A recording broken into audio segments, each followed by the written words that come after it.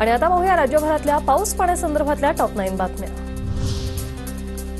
आरोग्य सेवा पुरवण्यासाठी डॉक्टरांनी केला पुराच्या पाण्यातून प्रवास। नंदुरबार जिल्ह्यातील अक्राणी तालुक्यातील घटना।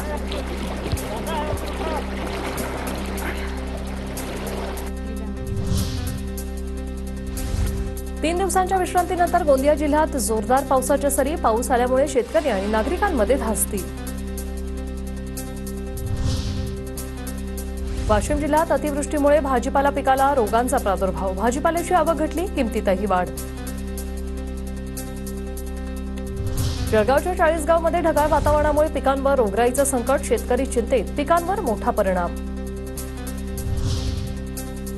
8 एकरातील कपाशीवर फिरवले रोटावेटर, खर्च निघत नसल्याने अमरावतीच्या अंजनगाव सुरजीतील शेतकऱ्यांचं टोकाचं पाऊल। नांदेडमधील बिलोलीच्या आदमपुरात भर पावसात 10 दिवसांपासून पाणीपुरवठा नाही। विहिरीच्या पाणीपुरवठ्यात बिघाड, ग्रामपंचायतीचं दुर्लक्ष, ग्रामस्थ हैराण। बीड जिल्ह्यातील 292 गावातील पाणी दूषित। उन्हाळ्यात हिरवं तर पावसाळ्यात पिवळं पाणी। आरोग्य विभागाकडून ग्रामस्थांना काळजी घेण्याचं आवाहन। जळगावच्या हातनूर धरणाचे 2 दरवाजे पूर्ण उघडले, तर 2 दरवाजे 1.5 मीटरने उघडण्यात आले। धरणातून 21,966 क्युसेकने तापी नदीत विसर्ग सुरू।